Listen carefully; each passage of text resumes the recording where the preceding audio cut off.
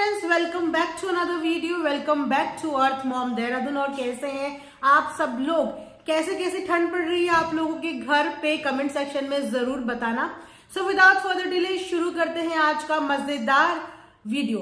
सो दोस्तों, मुंबई एक्सप्रेस मौधा की तरफ रवाना हो चुकी है। तो जी हाँ, मैंने बोला था कि बिल्कुल मैंने देख लिया है। बस आप लोग एक दिन का इंतजार कीजिए, रात के 10 बजे का इंतजार कीजिए, क्योंकि हर रात 10 बजे मेरा आता है मजेदार वीडियो अबाउट मैडम जनाब एंड होल क्लैन। सो इसीलिए अपने सारे काम काज कंप्लीट करके पूरे करके रात को 10 बजे मेरी वीडियो सुनने के लिए जरूर आ जाया करें। सो दोस्तों, तो आप सबने कल देखा है कि किस तरीके से निकल पड़ी है डब्बा रानी मौधा की तरफ।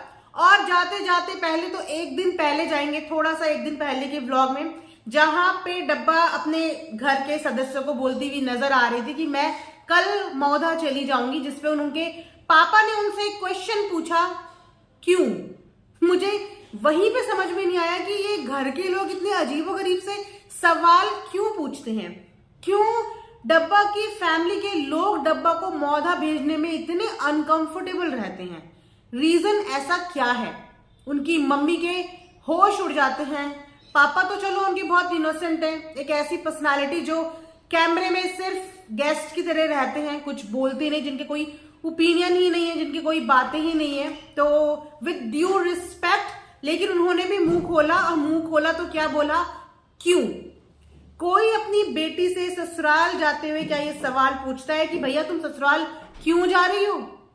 क्या सारी जिंदगी बेटी को मायके में ही बैठे रहना चाहिए? तो इन अटपटे सवालों की वजह से ना ये फैमिली मुझे इतनी कॉम्प्लिकेटेड लगती है कि फैमिली में कोई एक आधा बंदा ऐसा समझदार है भी जो घर को जोड़ने की बात करता हो, या एक साथ प्यार मोहब्बत से रहने की बात करता हो। उस बंदी की अभी अभी शादी हुई है। पहले घर के बड़ों का ये फर्ज बनना चाहिए कि वो लड़की को परिवार की वैल्यू और इंपॉर्टेंस बताएं, क्योंकि हर लड़की के लिए शादी के बाद का सफर एक अलग सफर होता है, और उस सफर में सबसे बड़ी गाइडेंस जो मिलती है उसको, वो उसको उसके घर से मिलती है, उसकी मम्मी से मिलती है, उसके पापा से मिलती है, उसके भाई बंधु भाभीियों से मिलती है, क्योंकि वो लोग इस जर्नी में एक्सपीरियंस हो चुके होते हैं। तो वो हमेशा बच्चों को, बेटियों को यही सलाह देते हैं कि बेटा अपना घर अच्छे से संभालना, सारे रिश्तों को अच्छे से संभालना। लेकिन इनके घर के लोग ही उल्टे हैं। उनको डब्बा से ज्यादा प्रॉब्लम हो जाती है डब्बा के मौधा जाने से। डब्बा का तो खैर मुंह पूरी जर्नी में फूला हुआ और उतरा हुआ लग ही रहा था, लेकिन उससे कई ज्यादा मुंह उतरा रहता है इनकी फैमिली का।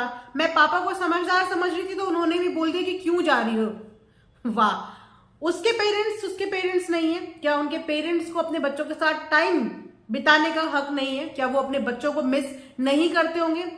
हर किसी इंसान का एक माइंडसेट होता है। बहुत से लोग ये कहेंगे कि पहले भी तो वो बाहर रहता था, तो क्या तब मिस नहीं करते थे? देखो, ये हमारा माइंडसेट होता है। जब हमारे आंखों के सामने कोई चीज होती है, कोई लोग होते हैं, तो हम एक्सपेक्ट करते हैं। लेकिन जब हमें पता है कि हमारे आजू बाजू कोई नहीं और हमें सब कुछ अकेले करना है, तो उस चीज के लिए हम अपना माइंड सेट कर देते हैं। जब बच्चे हैं, सामने हैं, लेकिन हमारे पास नहीं है, तो किस माँ बाप का दिल दुखता नहीं है, या किस माँ बाप का दिल एक्सपेक्ट नहीं करता कि उनके बच्चे उनके साथ रहें? करता है ना। तो बस वही फनी के पेरेंट्स का भी करता होगा। वो फिर भी डब्बा के साथ काफी एडजस्ट करने की कोशिश करते हैं। ये आप लोगों ने भी लास्ट व्लॉग में देखा होगा, जब ये दिल्ली ट्रिप पे उनको लेके गई थी। हालांकि वो लोग कैमरा फ्रेंडली बिल्कुल भी नहीं है, लेकिन फिर भी डब्बा के एटमॉस्फेयर के अकॉर्डिंग वो लोग अपने आप को ढालने की पूरी कोशिश करते हैं। चाहे वो मौधा में रहे, उसको सेपरेट सेक्शन दिया हुआ है ऊपर के फ्लोर का, जिसमें हार्डली कोई आता जाता नजर आता है। अपनी कन्वीनियंस के हिसाब से वो वहां जो पकाती है, जो करती है, उन लोगों ने कभी भी किसी भी चीज के लिए रोक टोक नहीं किया है। तो इससे ज्यादा फ्रीडम आप और क्या एक्सपेक्ट कर सकते हो अपने इन लॉज या अपने ससुराल की साइड से? वहीं पे एग्जाम्पल के लिए आप इनकी भाभी को देख लीजिए कि उसने तो अपना सब कुछ ही सेपरेट किया है, just because she want to enjoy the private life, her life. लेकिन वहां पे एक साथ रहने के बावजूद भी फनी के पेरेंट्स का कोई भी इंटरफेरेंस नहीं है। वो रात को बाहर निकले, वो दिन को बाहर निकले, वो किसी रिश्तेदार के यहाँ जाए, वो कहीं जाए, वो लोग कभी इंटरफेयर नहीं करते हैं। अपनी साइड से वो पूरा कंट्रीब्यूशन देते हैं to make her feel comfortable कि यस ठीक है, अगर तुम्हारा ये काम है तो तुम अपना काम करो, और जितना उनसे हो पाता है वो उतना कैमरे में भी आते हैं, कोशिश भी करते हैं बोलने की, लेकिन पता नहीं वहां पे जाते हुए इन लोगों की हवाइयां इतनी टाइट की हो जाती हैं। उसके बाद डब्बा अपने साथ नानी को लेके आई, डब्बा अपने साथ डॉटर खाला को लेके आई, जबकि डब्बा ने जाते वक्त एक बात बोली, जब नानी रोने लगी थी तो उन्होंने बोला अरे रो मत, 20 दिन बाद तो वापस ही आना है। तो अगर 20 दिन बाद वापस ही आना है तो इतने बुढ़ापे में उनको इतना ट्रैवल क्यों करवाया जा रहा है, उनको वहीं रहने देती। लेकिन वहां के लिए भी तो 20 दिन के लिए डब्बा को कंटेंट चाहिए, किसको दिखाएगी कैमरे में, समझ रहे हो। तो वहां पे भी डब्बा को कंटेंट चाहिए, नानी भी वहां जरूरी है, थोड़ा डॉटर खाला से कंटेंट मिलेगा, थोड़ा नानी से मिलेगा, थोड़ा इधर से उधर से, तो व्लॉग बनेंगे ना 20 दिन के। तो अपने व्लॉग के लिए डब्बा वहां से नानी को भी उठा के ले गई, वहां से डॉटर खाला को भी उठा के ले गई, जबकि 20 दिन बाद वापस आना था।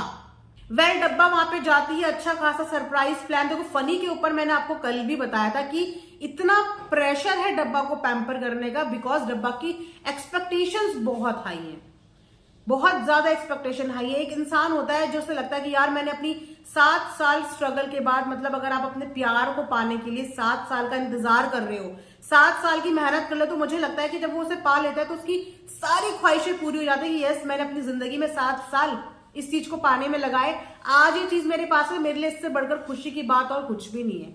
लेकिन वहां पे डब्बा मेटेरियलिस्टिक चीजों से इतना अटैच हो चुकी है कि उसको बहुत पसंद आती है ये सब चीजें। और फनी कहीं ना कहीं प्रेशर में वो सब चीजें करने की कोशिश करता है, बिकॉज फनी और मेटेरियलिस्टिक चीजों का थोड़ा दूर दूर का रिश्ता है, लेकिन अब इनके रंग में रंगता रंगता वो भी धीरे धीरे इन चीजों के करीब आता जा रहा है। उसके बाद उसने वहां पे भी मतलब अपने दोस्तों को वहां पे भी नहीं छोड़ा। लोग इसके दोस्तों को क्रिटिसाइज करते हैं, लेकिन अगर देखा जाए तो उसके दोस्त इतना काम आते हैं, वो चाहे डब्बा को लखनऊ जाना हो, चाहे डब्बा को कानपुर जाना हो, वो दोस्त इनके लिए एक पैर पे खड़े होते हैं। मौधा में वो दोस्त इन लोगों के लिए एक पैर पे खड़े होते हैं, तो कहीं ना कहीं कंट्रीब्यूशन दे रहे हैं। और इस पूरी फैमिली में सिर्फ फनी ही है जिसके थोड़े बहुत दोस्त देखने को मिलते हैं, जो थोड़ा सा सोशल है, वरना पूरी फैमिली का बस चले तो वो अपने क्लैन से बाहर ही ना निकले, वो पूरी जिंदगी उसमें गुजार दे। तो वहां पे जाने के बाद डब्बा को एक अच्छा सा सरप्राइज मिलता है और डब्बा खुश हो जाती है। बाकी सबके सब कमरे के अंदर जूते बाहर खोल के आते हैं, क्योंकि फूलों से पूरी ब्यूटीफुल सी डेकोरेशन हुई थी, फ्लावर से डेकोरेशन हुई थी। और वैसे भी बहुत सारे घर के ये कायदे भी होते हैं कि हम जल्दी से बाहर से जब ट्रैवल करके आते हैं तो वो जूते चप्पल लेके कमरों के अंदर नहीं जाते। ऐसा ही होता है ना कि हर किसी के घर के बाहर एक शू रैक होती है, बाहर के जूते चप्पल अलग होते हैं, घर के अंदर के अलग होते हैं। इतनी लंबी जर्नी से आप ट्रैवल करके आए और आप जूतों के साथ अंदर घुस चुके हो। वहां पे सबके पैर बिना जूते चप्पल के हैं, खाली डब्बा ने जूते पहने हुए हैं, फूलों के पास जूते पहन के चली हुई आ रही है। चलो यहां तक भी ठीक था, लेकिन उनके इन-लॉज काफी खुश नजर आ रहे थे। वो लोग खुश थे कि चलो बहू को स्पेशल फील करा रहा है। उनके चेहरे पे ऐसा कुछ भी नजर नहीं आ रहा था कि किसी का मुंह नाराज लग रहा हो या मुंह फुला हुआ लग रहा हो। सब लोग बहुत हैप्पी थे कि चलो आए तो सही। एंड उसके बाद भी मतलब एक रात भी अभी गुजरी नहीं है और डब्बा ने व्लॉग के एंडिंग में एक बात बोली कि यहाँ कल डॉक्टर खाला के पास भी जाना है, रिश्तेदारों से मिलने भी जाना है। अरे कौन से रिश्तेदारों से मिलने जाना है? डॉक्टर खाला तो साथ ही थी इतने दिन, फिर भी उनके पास जाना है। 8-10 दिन के लिए ये लोग मौदा आते हैं, लेकिन 8-10 दिन में भी ये कम से कम 7-8 दिन तो डॉक्टर खाला के घर ही रहती है। दिन का खाना वहीं, शाम को वहीं, उसके बाद कहाँ, उसके बाद कहाँ। ये लोग रिश्तेदारों से मिलने आते हैं या अपने घर वालों के साथ टाइम स्पेंड करने आते हैं? भैया कोई मुझे ये चीज क्लियर कर दो सबसे पहले कि आप इतने टाइम के बाद 2-4 दिन के लिए आ रहे हो और उसके बाद आप और रिश्तेदारों से मिलने आ रहे हो, लेकिन अपनी फैमिली के साथ टाइम स्पेंड नहीं करने आ रहे हो। एक रात आपने गुजारी नहीं, दूसरे दिन का आपके प्लान्स रेडी हैं कि दूसरे दिन इस रिश्तेदारी में जाना है, दूसरे दिन यहाँ जाना है, दूसरे दिन डॉक्टर खाला के यहाँ जाना है। इतने दिन घूम फिर के उनके साथ रह के आए हो, थोड़ा टाइम यहाँ भी बिता लो, थोड़ा सा उनके भी सेंटिमेंट्स का ध्यान रख लो। तो यहाँ पे जो चीजें है ना, मुझे ये चीजें खराब लगती है।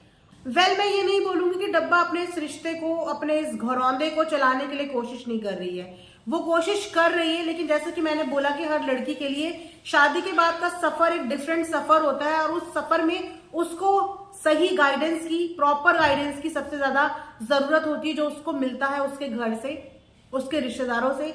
लेकिन मुझे नहीं लगता कि डब्बा को कोई भी इस तरीके की गाइडेंस दे रहा है, उसको फैमिली का महत्व और मतलब समझा रहा है, क्योंकि रिश्ते दोनों तरफ से चलते हैं। आज 1 साल 2 साल 3 साल गुजर जाएंगे, लेकिन ये चीजें आगे जाके प्रॉब्लम क्रिएट करेगी। तो यहाँ पे डब्बा की गलती नहीं है, डब्बा के बड़ों की गलती है कि वो लोग उसको सही चीज समझा नहीं पा रहे हैं, उसको सही अकल दे नहीं पा रहे हैं कि अगर थोड़े दिन के लिए गए हो तो मैक्सिमम टाइम स्पेंड कर लेना, इधर से उधर उधर से इधर मत भटकना। सो दोस्तों, ये था मेरा एक रिव्यू जो मैंने कल के व्लॉग के बेस पे आप सबके साथ शेयर किया। आई होप कि आप लोगों ने इन सब चीजों से कनेक्ट किया हो और कहीं ना कहीं मेरी बात से अग्री हुए हो।